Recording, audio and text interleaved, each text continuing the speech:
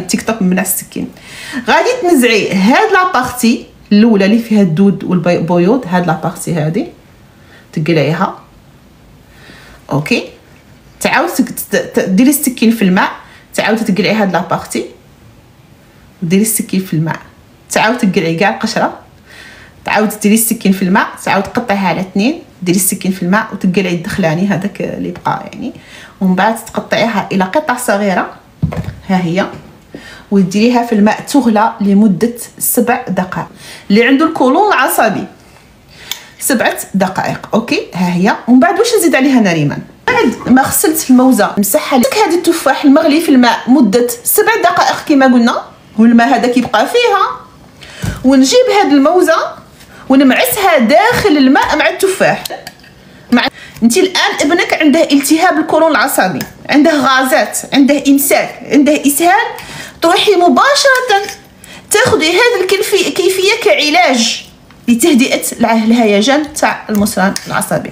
استعملنا حبة تفاح مغسولة جيدا مقشرة وفي الماء على النار هادئة مدة 7 إلى 10 دقائق تغلى في الماء.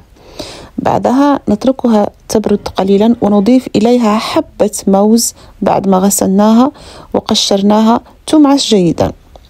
لماذا هذه الكيفية؟ أولا لأن التفاح يتحول أليافه بعد الغلي إلى ألياف قابلة للذوبان خصوصا البكتين، وهذا يقوم بتسهيل عملية الهضم.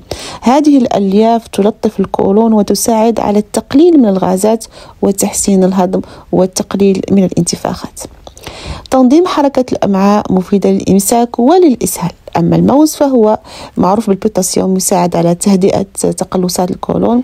النشا المقاوم يساعد على تقوية البكتيريا النافعة في الأمعاء، يسهل الهضم.